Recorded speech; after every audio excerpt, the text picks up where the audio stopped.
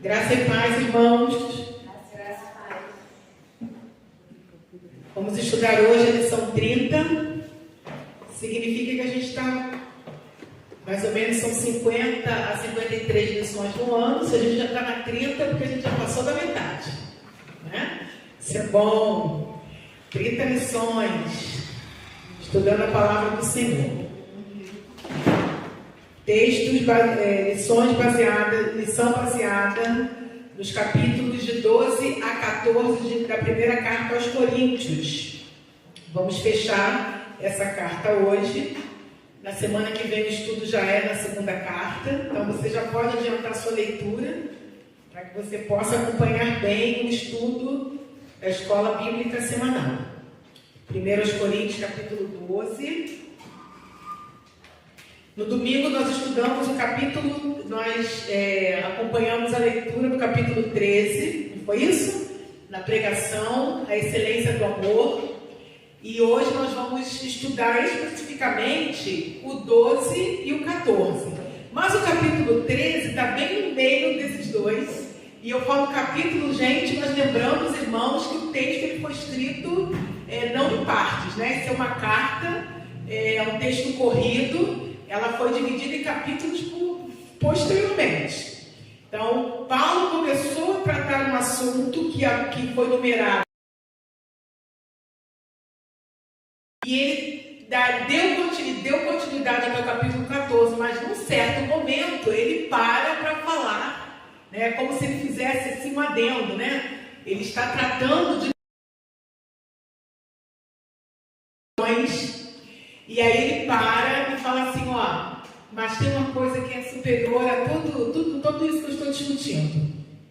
É o amor. E aí depois ele continua falando dos dons de novo. Então quando a gente lê em sequência, né, a carta, a gente coloca lá para o capítulo 15, o capítulo 13. Mas na verdade já há uma sequência lógica aí, que é muito importante que a gente veja. Então, analisando, né, essas divisões, então nós estudamos os primeiros capítulos. A última lição nós tratamos dos capítulos, se eu não me engano, 10, 11, acho que 9, 10 e 11, ou um pouquinho antes, acho que pegando 8 também.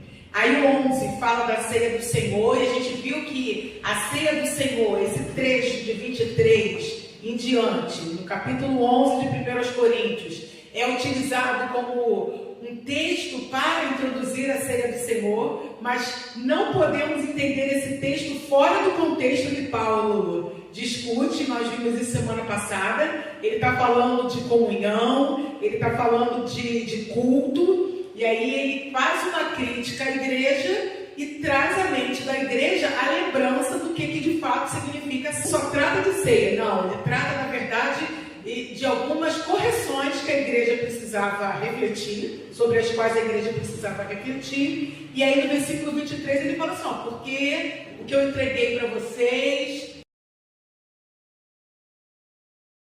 Então, o que a gente vê discutido no capítulo 11, versículo 23, que a gente chama texto da ceia do Senhor, é uma lembrança, um resgate que Paulo faz acerca do momento em que Jesus se reúne com seus discípulos antes da sua morte. Está lá no capítulo, acho que 14 de Marcos, quando Jesus está reunido com seus discípulos, ele manda preparar um local, ele fala, vai lá, diz para o dono daquele lugar lá que eu quero estar ali, que o mestre quer se reunir com vocês, quer fazer a ceia, isso antes dele ser entregue às autoridades para o capítulo 11, né?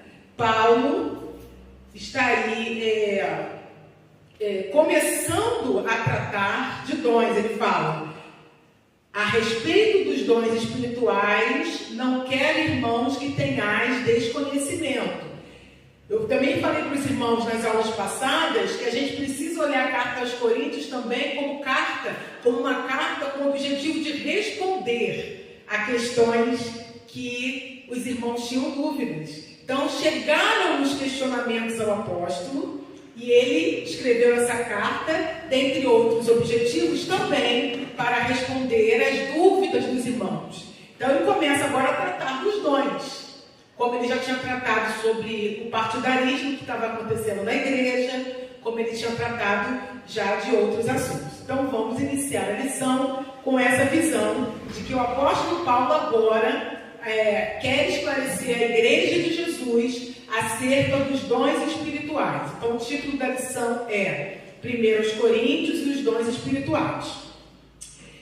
Nós não vamos conseguir ler todo o texto, mas vamos ver o máximo que a gente pode conseguir. Então, na introdução desta lição, eu resgato aqui 1 Coríntios 13, dizendo isso que eu acabei de falar, né, que Paulo explana acerca do amor como um caminho que ele diz sobremodo excelente. E este raciocínio, repito, está vinculado à discussão do capítulo 12. Ele discute, e nós vamos ver no capítulo 12, os dons espirituais. Ele termina ele dá uma pausa nesta discussão dizendo o seguinte, veja o versículo 31 do capítulo 12. Buscai com zelo os melhores dons. Então ele fala de alguns dons, ele cita alguns exemplos, ele fala como a igreja precisa pôr em prática os dons espirituais, o que eles são, para que eles servem. Aí ele fala, buscai os melhores dons. Mas agora, só um instante, vou falar para vocês sobre um caminho ainda mais excelente que os dons, que é o caminho do amor. Entendem o raciocínio? Ele está discutindo sobre os dons, estimulando que Jurema tenha dons, estimulando que Camila exerça dons, estimulando que Ezequiel ponha em prática os seus dons, que os dons de cada um de nós seja reconhecido por nós, para que nós possamos abençoar a igreja, abençoar os irmãos com os dons. Para que eles servem os dons? Para tudo menos se exibir, né? Os dons servem para a gente servir. Se a gente não gosta de servir as pessoas, então a gente nem precisa de dons. A oração da pessoa que não gosta de servir ao outro tem que fazer assim para Deus: Senhor, não me dá dom, porque eu não quero perder meu tempo servindo ninguém. Porque está muito claro no capítulo 12 que dom é para serviço. Se eu tenho assim, uma reserva de não gosto muito de servir, uma perda de tempo, eu sirvo as pessoas, depois me arrependo, porque vejo que a pessoa é ingrata, né? Vejo que a pessoa não me agradece. Então a pessoa tem problema em servir, ela tem que orar assim: Senhor, tira de meus dons, porque o Espírito Santo manifesta dons na igreja para o serviço ao outro. É só a gente analisar quais são os dons que a gente vai ver. Eles são um poder espiritual em nossa vida a serviço do outro. Paulo está potencializando isso, falando muito bem de dons, citando os exemplos, mostrando como isso traz uma alavancada, né, na dinâmica espiritual da igreja. E aí ele fala, mas só um instante, agora eu vou falar uma coisa que ainda é mais importante: o amor. E aí ele discute sobre o amor, como nós vimos domingo, nessa perspectiva de que o amor vai resolver todos os problemas. Então, se de alguma maneira, no exercício do ministério, no exercício dos dons, eu fico chateada porque Deus me deu esse dom, e aí eu servi a Flávia com o meu dom, e eu percebi da Flávia uma ingratidão, né? Ela não deu um retorno. Onde que eu resolvo essa situação? Com amor. Porque aí Paulo fala: o amor tudo sofre, tudo crê, tudo espera. Então, eu tenho dons, estou poderosa, fico frustrada, mas lembro que eu tenho que amar. Aí o amor apaga tudo, gente. Passa uma borracha. O amor resolve. Paulo não está ali discutindo o amor como um assunto fora de contexto, não. Ele está falando do amor como alguma coisa ainda superior a ter dons. Porque ele sabe que nós, como humanos que somos, vamos receber, né, ferramentas espirituais, que são os dons, e em algum momento a gente vai ser soberbo, em algum momento isso pode subir pela cabeça, em algum momento a gente esquece que tudo que a gente recebeu de Deus é para o serviço. Aí Paulo fala: olha, mas tem algo ainda mais excelente do que ter dom de cura, do que ter dom de profecia, do que falar em várias línguas. Mais poderoso do que isso na esfera de Deus é amar. Amém. Aí você sofre com o irmão, você perdoa, você dele, você suporta tudo. Aí olha aí pra mim, olha comigo aí no capítulo. Aí depois que ele fala isso do amor, que o maior do que esperar, olha como começa o capítulo 14, verso 1. Seguir o caminho do amor e exercer com zelo os dons. Então aqui no 14, 1, Paulo faz uma alça, né? Ele conecta o assunto do 12, dons, do 13, amor. Ele começa o 14 dizendo: ame e exerça dons. Qual é o ideal? Amar e exercer dons. Então, ele está conectando no 14:1 o que ele discutiu no 12 e no 1. Olha, gente, sigam o caminho do amor, que é o caminho sobremodo excelente, e também exerça com zelo os dons. O dom que recebemos não é presença de qualquer maneira. Entenda o dom na sua vida como uma boa panela, se você é cozinheira. Talvez esse não foi um bom exemplo, porque eu acho que aqui no Brasil as coisas de panela para cozinheiro não é muito. Mas tem algumas culinárias, por exemplo, a chinesa, né? Tem uma panela chinesa chamada wok, eu acho, que fala assim. E aí essa panela, o cozinheiro que faz essa comida com aquela panela, ele prima por ter a melhor panela. E dizem que essas pessoas assim até aonde vão levam sua panela, não cozinham em outra panela. É como um livro para o professor, né? É como, digam outros exemplos, uma coisa de medir para um pedreiro.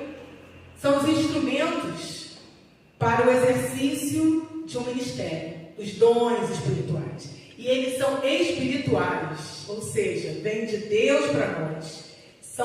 É a capacitação que o Senhor derrama sobre nós pelo Espírito Santo. E é isso que a gente agora vai entender um pouco melhor. Amém, queridos? Essa foi só uma introdução. Aqui no terceiro parágrafo, seguir o caminho do amor, exercer com zelo os dons espirituais. Terceiro parágrafo da introdução diz assim: na explanação sobre os dons, Paulo se baseia na unidade do corpo como motivação. Os dons são ferramentas de serviço ao próximo. E, se entendemos que pertencemos ao mesmo corpo como um organismo vivo, todos os membros terão dedicação igual uns pelos outros. Isso está no capítulo 12, versículo 25. Desse modo, versículo 26, quando um membro sofre, todos os demais sofrem com ele. Quando um membro é honrado, todos os outros se regozijam com ele. A gente consegue entender um braço,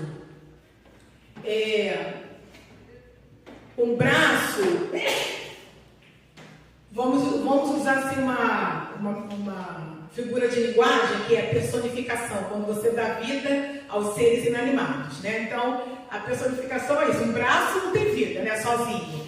Mas imagine a gente personificar um braço, aí a gente vai conseguir entender um braço que seja feliz com uma perna que esteja quebrada? Não. Né? Esse braço no corpo vai ficar parado, porque a perna que tem responsabilidade de levar o corpo, ir e voltar, não vai. Se a perna não está levando o corpo, o braço também está sendo punido. Se a gente entende que o pescoço está com torcicolo, né? Está com problema e impede que a gente vire com facilidade, isso vai gerar problemas para o corpo todo, porque o corpo todo é um organismo vivo e único. Então, Paulo quer trabalhar essa ideia de que nada aqui é superior ou inferior, mas tudo tem função e tudo tem objetivo e tem conexão e está entrelaçado para trazer a ideia da unidade da igreja. Então veja, a discussão que Paulo propõe é uma discussão de corpo integrado no organismo vivo, em que tudo funciona com o mesmo objetivo, conectado com a ideia de dons. Tudo isso está discutido no capítulo 12. Ele diz então que a igreja é o corpo e que aquilo que o braço vai ter como função vai beneficiar o pé. De repente dá uma coceirinha lá no pé. E quem é que vai coçar esse pé? Senão a mão, né? Então Paulo está tratando isso. Ele usa o corpo humano para dizer que há vários membros, né? Mas que é um único organismo vivo e que cada função espiritual de cada membro abençoa o corpo todo. Então fica com esse exemplo de que a mão que vai lá dar um alívio no pé quando ele precisar, né, ser aliviado. Se ele precisar de uma atadura, se ele precisar de um tratamento, vai ser a mão que vai fazer. Assim como se o corpo quiser se deslocar de um lado para o outro, os pés vão ter que estar bem. Então essa ideia está sendo tratada aqui. Um organismo vivo, todos os membros terão dedicação igual uns pelos outros, né? Então quando um membro sofre, todos os demais sofrem com ele, e quando um membro é honrado, todos os outros se regozijam com ele. Não tem aquela coisa do pé estar regozijante, está feliz, e a mão está chateada com a felicidade do pé. Todo mundo está feliz. Se o corpo está doente, todo mundo sofre. Essa é a ideia que Paulo está tratando. O que é diversidade? Coisas diversas são coisas variáveis, né? Diferentes, variáveis. E unidade é o contrário. Aí a minha pergunta é, no que tange a vida da igreja, a diversidade é contrária versus a unidade, ou a diversidade e unidade são duas ideias presentes na igreja? Fala, Zimar, o que você acha? É contrário ou não? Fala, Camila. Diversidade versus unidade ou diversidade e unidade?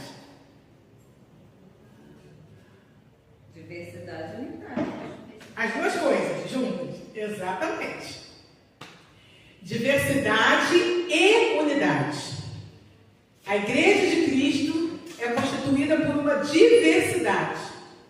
Por isso, volto ao assunto, o corpo, para mostrar que são várias partes distintas, diferentes, específicas. No entanto, estão todos juntos e conectados expressando uma unidade. Então não tem como me mover e o cabeça fica lá atrás e o corpo anda, né? Está tudo conectado. Então, diversidade e unidade. Essa é a ideia que a Igreja de Cristo expressa. Como, irmãos, nós podemos reunir um povo tão diverso, né? Aqui, por exemplo, há uma diversidade de raças, há uma diversidade de idade, há uma diversidade de pensamentos. Num pequeno grupo, imagina um grupão. A diversidade aumenta ainda mais. Como que a gente reúne toda essa diversidade com os mesmos propósitos? Alguém que nasceu num país, que se junta com alguém de um outro país, ou alguém que é de uma cidade, aqui tem Nordeste representado, tem Sudeste, coisas tão distintas, cada um gosta de uma comida, né? Eu, por exemplo, gosto aí de uma coisa que eu não tinha costume de comer, nem sabia que existia, mas desde que eu conheci uma pessoa, eu passei a comer uma coisa chamada cuscuz, que para mim, desde que eu nasci, cuscuz era um docinho branco que eu botava leite condensado e comia, até que alguém me apresentou um negócio chamado cuscuz que é amarelo e gostoso. Porque eu conheci uma pessoa que não tem a mesma formação familiar que eu, porque na minha família nunca se viu um negócio amarelo chamado cuscuz. Delicioso. Então, como reunir tanta diversidade? A Igreja de Cristo sempre vai ser diversa. Pessoas com várias famílias, histórias, idades diferentes, pensamentos diferentes, opiniões diferentes. Nem tudo isso muda. Opiniões, pensamentos, nem tudo precisa mudar. Nem tudo precisa. Algumas coisas sim, outras não. Mas o propósito é o mesmo. A unidade está estabelecida no objetivo comum. Ninguém aqui está em competição com ninguém. Se é serviço ao Senhor, estamos todos servindo ao mesmo de pessoas. Trabalha essa ideia de diversidade e unidade, apresentando o trabalho do Espírito Santo. Ele traz uma ideia assim, a respeito. Ou seja, não podemos ser ignorantes quanto a este assunto. Precisamos conhecer este assunto. Paulo já está dizendo, não quero que tenham desconhecimento. Entendam.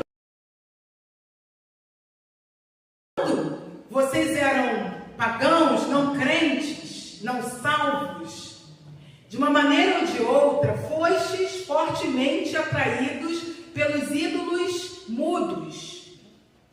Portanto, eu vos afirmo que ninguém que fala pelo Espírito de Deus pode dizer, maldito seja Jesus. Não, todo mundo é pé, todo mundo é pescoço. Eu não vou poder chamar de corpo. O corpo é um organismo constituído de mão, pé, pescoço, braço, nariz, etc. Por isso é corpo. Então, querer ser outra coisa não vai ser funcional. E aí ele agora começa a dizer, propriamente dito, sai da metáfora e traz o exemplo. Se todos, acaso são todos apóstolos? São todos profetas? São todos mestres? Todos têm o dom de realizar milagres? Todos têm o dom de curar? Todos falam em línguas? Todos interpretam? Versículos de 29 a 30, Paulo pergunta isso. Então, se todo mundo quiser ser braço, é como se a gente só tivesse na igreja um único dom. A igreja, então, só serve para curar, o dom de cura.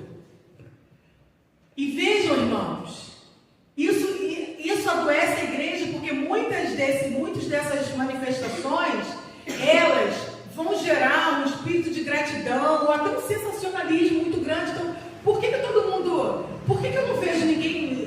por que o dom de ajuda... Tem um dom de ajuda, está em outra carta de Paulo. Não é muito buscado, mas o dom de curar é. Porque o pessoal quer falar assim, Camila é aquela irmã que ora, todo mundo é curado. O que vai acontecer com a Camila? Vai ser aplaudida, todo mundo vai correr atrás dela. Agora, se o dom é de serviço, é de ir lá e lavar a roupa da irmã porque ela está com o braço enfaixado, ela não tem filhos, ela não tem marido, ela é viúva. Não tem nenhum parente perto. Irmã, vai lá lavar o chão, a louça da irmã. Tem gente que vai fazer porque alguém pediu. Tem gente que já tem o dom de ajuda e isso já suscita no seu próprio coração. Pessoa quebrou o braço. Caramba, irmão, não tem ninguém. Irmão, estou indo aí. Essa prontidão é algo de Deus na vida de alguém. Mas quem quer lavar a louça do irmão? Agora, curar é bom, né? Porque aí você fica lá, né? Se bobear, a igreja põe até um banquinho diferente para você, porque você é a curadora, você é a milagreira. O povo ia atrás de Jesus pelo milagre. E hoje em dia as pessoas têm ido atrás de pessoas com dons determinados. Né? O que mudou? Nada. Mas lembrando que a multidão muitas vezes recebia o seu pão, ou o seu milagre, ou a sua cura. 9 vão para casa com a pele limpa e um com a pele limpa volta para agradecer ao Senhor e é salvo. Então, precisamos entender que todos nós, exercendo os nossos dons, fazemos o corpo funcionar. A funcionalidade do corpo está sendo tratada aqui. Não podemos todos querer ser a mesma coisa ou fazer a mesma coisa. Na explicação dessa diversidade, o apóstolo analisa sobre o gerenciamento da cabeça em relação à aparente superioridade de alguns dons. E ele diz isso no versículo 25, a fim de que não haja divisão no corpo, mas sim que todos os membros tenham igual dedicação uns pelos outros. Amém, queridos? É isso que o Senhor sonhou para nós. Considerando então as partes do corpo, agora do 22 ao 24, eu fiz um quadro aí para esclarecer. Ele fala sobre os tipos de dons, que são essas partes, né, do corpo, né? E como que a gente considera. Então, Paulo fala assim, ó, tem membros, falando do corpo, tem membros fracos. Eles são essenciais. Aquele membro que parece fraco é essencial. Onde está isso, gente? Versículo 22. Ao contrário do que ele disse antes, os membros do corpo que parecem mais fracos são essenciais. Se você pensa assim, eu sou tão fraquinho, o que a Bíblia fala sobre você? Os membros que parecem fracos são essenciais. E aí a gente faz cabeça que se destaca, desconsiderando cabeça como Cristo, mas a ideia da cabeça como destaque. Não declare aos pés que você não precisa deles. O que é uma cabeça se não tiver o pé no corpo? Vou te dizer, o pé é uma coisa problemática. Se o pé não for bem cuidado, o sangue na circulação, o lugar mais difícil de ir é o pé, que é mais distante. Quando um dedinho mindinho dá para necrosar, filho, se não é bem cuidado, a coisa fica feia. Tudo é uma conexão. O sangue tem que ir lá em cima e tem que ir lá embaixo. Então, cabeça, não diga aos pés que você não precisa dele. Aí Paulo continua, a partir do verso 23. Membros que pareçam menos honrosos. O que você acha? Quando você olha o corpo, o que chama mais atenção? De repente, a própria cabeça é o mais honroso. O que é o menos honroso? Acho que o pé, né? A canela. Vou pensar que é a canela. Acho que a canela é uma coisa muito feia. Canela, que às vezes fica russa, às vezes que enxaga. Um membro menos honroso. Olha, o que Paulo fala sobre isso? Tratem este membro com honra. O que parece menos honroso, tratem-no com honra. Membros que em nós são vergonhosos, que precisam ser escondidos, vistam-nos com decoro especial. Esse texto é poderosíssimo. Qual foi o verso? Peraí, deixa eu achar um verso. Aqui, ó. É o 23. E os membros do corpo que julgamos serem menos honrosos, nós mesmos os tratamos com maior honra. E os membros que em nós são vergonhosos, vestimos com decoro especial. Se eles são vergonhosos, se eles trazem vergonha, vistam-no com um decoro especial. Porque a roupa é tratada na Bíblia como aquilo que esconde o pecado. É assim, queridos. Muito poderoso isso. Continuando. Membros mais apresentáveis, não precisa ressaltá-los, porque eles já são especiais.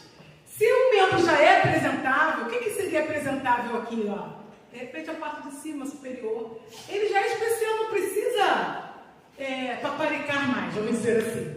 Ele já é apresentável, ele já é especial. Versículo 24. Enquanto os membros mais apresentáveis dispensam qualquer tratamento especial.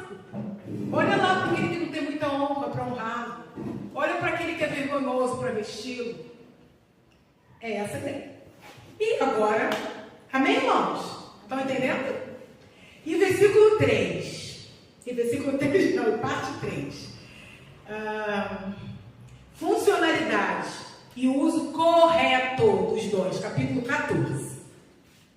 O capítulo 14 é grande. Irmãos, ele trata todo ele sobre línguas. Fique imaginando o que a gente está vendo hoje aqui no século 21. Devia já estar acontecendo na igreja de Corinto. Para Paulo atribuir essa parte inteira. Podem ler, olha, eu vou falar. Quem não leu, leia e releia o capítulo 14. Para ficar muito claro de uma vez só. Todos os dons são para serviço da igreja. São para serviço do corpo. Certo? Vamos lá. Paulo nos ensina no capítulo 14 acerca do uso correto dos dons. Você usa os meus instrumentos espirituais para a glória de Deus. Ele vai estabelecer, o apóstolo, a diferença funcional de se expressar em uma língua estranha e o dom de profecia. Ele fala desses dois dons. O primeiro, que é se expressar em uma língua, só fala a Deus. Quem fala em língua só fala a Deus. E, portanto, só edifica-se a si mesmo.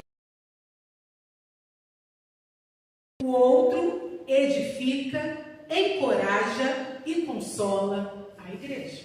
Verso 2 do capítulo 14. Porquanto, quem se expressa em uma língua estranha não fala aos homens. Ninguém o compreende, pois ele espírito fala mistérios.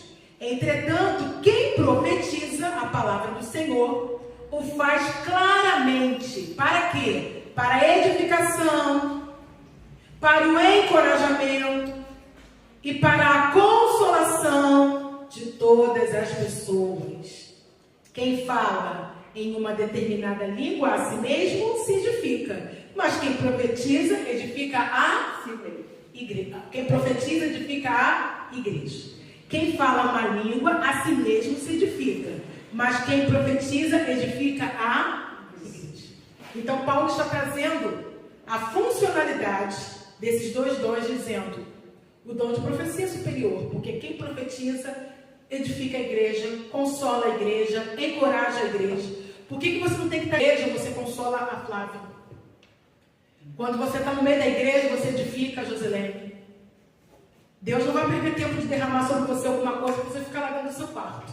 E só se enchendo, só se enchendo. Essa não é a visão da unidade da igreja. A visão do corpo é essa. Várias pessoas diferentes, uma diversidade de dons, o Espírito mesmo, o Senhor é o mesmo. Deus que une a igreja. E os dons, eles são derramados para abençoar a igreja. Deus, na sua infinita sabedoria, vai derramar, na sua infinita graça, Ele vai derramar sobre a igreja, porque Ele sabe que cada um precisa o que a igreja precisa. Uma igreja não é diferente de outra, uma comunidade diferente de outra. Já falei para os irmãos que algumas coisas que vocês vão buscar de Deus aqui no Brasil, Deus não vai fazer, porque Deus não dá nada para perder tempo.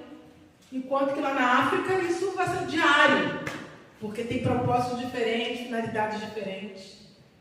Então, quem profetiza, edifica, consola a igreja. Tem que ter uma palavra de profecia, uma palavra de Deus na igreja o tempo todo. Devido à funcionalidade, o dom de profetizar é maior, diz Paulo, do que o dom de falar em várias línguas. Seria diferente se houvesse a interpretação. Pois, se houver a interpretação, aí sim, este que fala uma língua, ele não está falando só para edificar a si mesmo, mas o intérprete faz com que esta língua, irreconhecível para todos, passe a ser compreendida através da tradução. Língua é uma comunicação. Se não tem uma tradução, está perdendo tempo. E quem diz isso é o Senhor, é a palavra do Senhor. A comunicação espiritual que Deus quer realizar na igreja se dá através do intérprete. Se não tem, queridos, fale sua língua, se você assim não é, tem esse dom, edificando a si mesmo. Não tem que parar o culto para falar em línguas e depois todo mundo falar aí. Hoje em dia as pessoas até falam, ouvem e se acomodam naquelas várias falas incompreensíveis que foram faladas. E qual é o objetivo disso? Qual é o objetivo? Que chamar a atenção para quem falou? Porque se não houve uma compreensão, porque a Bíblia, a palavra de Deus, o trabalho de Deus na igreja é racional, o culto é racional. Eu tenho que sair daqui sabendo o que o Senhor quer para a minha vida através da palavra dele. Eu tenho que sair daqui consolado pelo Espírito Santo através da palavra dele. Se alguém fala em língua e não tem uma interpretação, diz Paulo, está perdendo tempo. Por isso que a profecia é maior do que o dom de falar em várias línguas. E a Bíblia que diz isso. Por isso nós vamos viver, e a gente viu o dom do conhecimento. A igreja hoje, como na verdade, em todo o tempo, a igreja, só que eu acho que hoje, mais ainda pelo tempo, precisa viver, né, com discernimento e esclarecimento, queridos. toda tolice, toda meninice só atrapalha o andamento da Igreja de Cristo, o trabalho da igreja e o fluir e a ação do Espírito Santo. Precisamos viver na sabedoria da palavra do Senhor. A Bíblia diz isso e ponto. Gosto de falar em língua, tem esse dom, está edificando a si mesmo. Então, assim, qualquer exibicionismo quanto a isso é um puro exibicionismo. Porque se a pessoa que estava ao seu lado, ouviu a língua estranha e não entendeu nada, não teve ação nem manifestação do Espírito Santo. Porque o Espírito não se contradiz naquilo que ele um dia estabeleceu na sua palavra. Quem fala em língua edifica-se a si mesmo. O dom de profecia superior, ele fala do dom de falar, da capacidade de falar em várias línguas. Se não tem intérprete, se cale e edifique a si mesmo. Porque a profecia vai abranger a igreja toda. O que abrange individualmente é um dom para si mesmo. Entenderam, queridos, a diferença? É um dom, mas é algo que está sendo feito de você para você. E você está falando com Deus. E se a língua não está sendo interpretada, não tem sentido ser falada na igreja, diz a palavra do Senhor. Vivemos, segundo parágrafo aí, em tempos que, como aponta o apóstolo, jogam-se palavras ao vento, versículo 9. Paulo está tratando isso duramente, gente. Eu fico imaginando que essa era uma realidade lá na igreja de Corinto.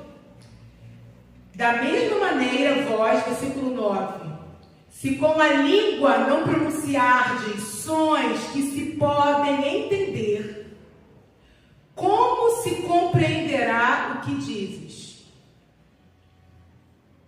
Pois estareis como que jogando palavras ao vento. Falar em língua sem interpretação é como que jogar palavras ao vento, diz a Bíblia. À medida que se pronunciam sons que não se podem entender. Ele compara essa prática a uma trombeta, diz aí o versículo de 10 em diante, a uma trombeta cuja emissão de som não seja claro e correto para orientar na batalha. A trombeta, quando anunciada na batalha, hoje isso não é mais comum, né? Aquela trombeta ressoava e o exército seguia. Se esse som de trombeta não é interpretado como um comando, não vai adiantar nada. Ele também fala da flauta, né? De instrumentos que não vão emitir o som que precisem emitir. Aí, versículo 10 diz: realmente, há diversos idiomas no mundo, contudo, nenhum deles é sem sentido. Vejam o verso 10. Paulo está falando há várias línguas no mundo. No Pentecostes, elas foram faladas através da manifestação do Espírito Santo e os presentes entenderam as verdades de Deus que estavam sendo anunciadas pelos varões galileus. Porque se for uma emissão de uma língua que não tem uma interpretação, não tem sentido. Ele fala no verso 10, há diversos idiomas no mundo, contudo, nenhum dos idiomas não tem sentido. Se você ouvir o japonês, você pode não entender, mas o japonês de língua materna vai entender. Se o Espírito Santo usar a Jurema aqui para falar em japonês, porque se tiver um japonês aqui que precisa ouvir a pregação do Evangelho, isso é uma questão. Por que Deus não vai fazer a Jurema falar japonês? Tem algum japonês aqui que precisa ser alcançado? Qual é a funcionalidade de alguém falar um idioma que não vai emitir significado a ninguém? Idioma, língua, tem significado. Se ninguém vai entender o que está sendo dito, qual é o objetivo? Paulo está dizendo isso. Então, a Bíblia fala para a gente usar a racionalidade espiritual. Para que a gente não fique vivendo em tolice. Os dons são para a glória de Deus. E quando eles são manifestos para a glória de Deus, a igreja se enche de adoração. Já viram isso? Quando você de fato vê o fluir do Espírito Santo, você sai daqui como que nas nuvens. Da mesma maneira, se houver só brincadeira na igreja, a gente vai sair vazio, pouquinho. Porque Deus não está no meio de confusão. Deus está no meio de pessoas que o buscam em espírito e verdade. Que o adoram, que o invocam em espírito e verdade. E aí ele se manifesta. E os dons que nós temos são para a glória dele. Só aqui, não, aonde nós formos.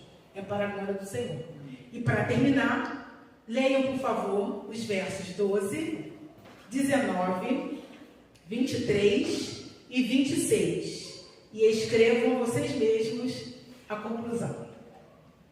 Diferente de eu ter posto, hoje eu pus em forma de exercício.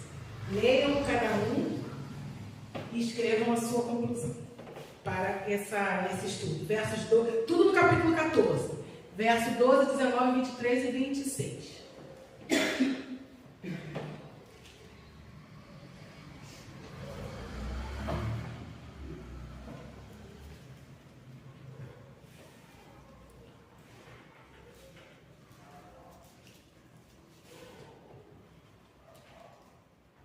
Todos os dons podem ser exercidos, meus irmãos, mas tem que ser para a glória de Deus. Se eu tenho dom de língua, não vou falar em língua. O que tem dom de língua está edificando a si mesmo. É importante você se auto-edificar. Só não é um dom para servir de exibicionismo e sensacionalismo. É um dom para você se comunicar com Deus em mistério. Palavras de Paulo. Busque com zelo os melhores dons. É para responder agora? Já tem a sua resposta? Já. Dom de esperar, então. O dom de esperar para os meus irmãos. Já leu todos esses versos?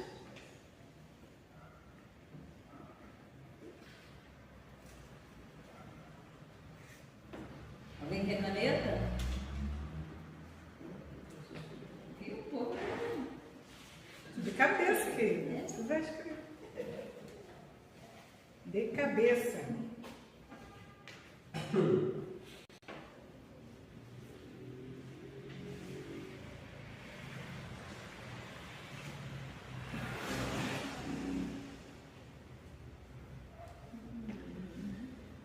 Outra coisa que você também poderia sair daqui convicto. Qual é o seu dom? Qual é o seu dom? Cada um pense aí, qual é o seu dom? Segunda pergunta, você está exercendo o seu dom?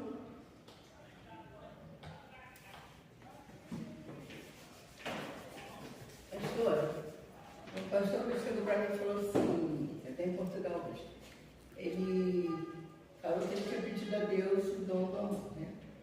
Então, para você tomar muito cuidado quando você pedir o dom do amor e você não cumprir. Por quê? Ele pediu o dom do amor, aí ele saiu na rua e falou assim, eu vou... Ele saiu com a mãe, ele falou assim, você vai na feira, compra isso. Aí ele saiu, sabe o que é esse dom? Passando na casa, cadê o coração? Não. Aí bateu no portão. Aí ele entrou nessa casa, tinha umas crianças correndo. Aí... E ele disse, posso fazer uma oração com vocês? E não, pode sim. Mas sabe que na hora de fazer oração, toda hora ele disse que não, não, que secretário. Aí toda hora ele ia dizer que ele tinha um dom. Aí ele disfarçava tal, daqui a pouco ele queria pegar a palavra, orar, de novo, parecia aquela nota no isso. Aí depois ele falou a palavra, que ele orou, ele falou para uma senhora, mas uma filha de criança, que ele tinha... toda hora que ele fez oração, Deus mandava ele com essa música. E ele queria pegar esse PPS e abençoar essa família. Aí a senhora deu um pulo, falou, eu falei que Deus ia me usar o Aí ele, mas ele ia feira, não é? Foi viu quarta-feira. Sendo que ele veio para cá, tão assim, meio um pouco murcho, né? Mas é porque Deus está falando.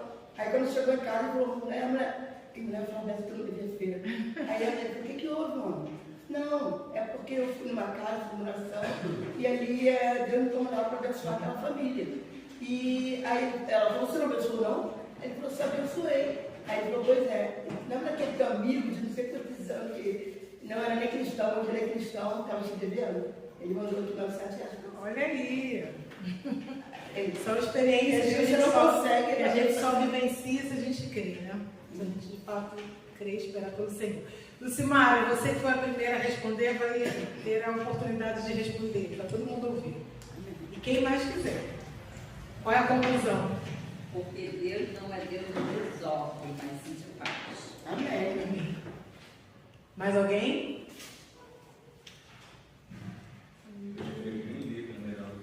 Não, pode falar, irmão. Os irmãos esperam, o dobro da espera que tá bom, a gente espera uns minutinhos. Eu coloquei que significado de forma crescente.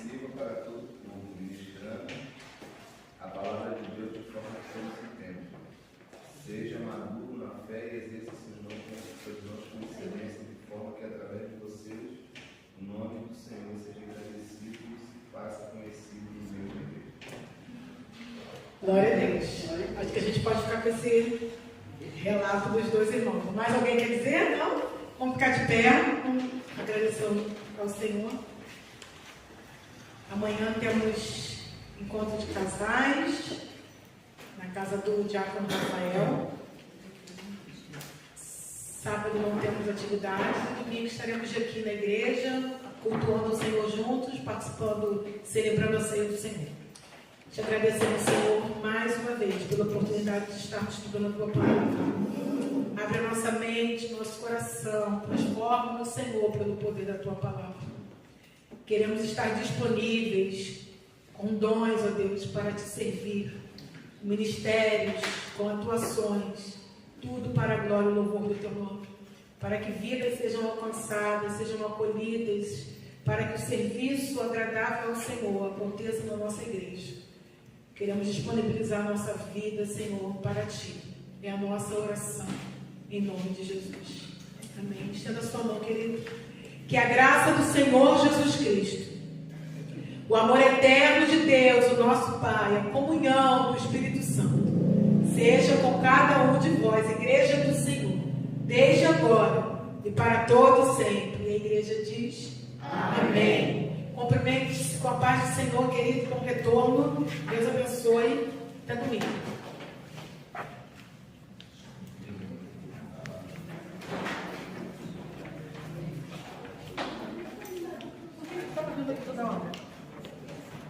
Por que você estava vindo aqui toda hora? Eu ainda estou aqui? Não.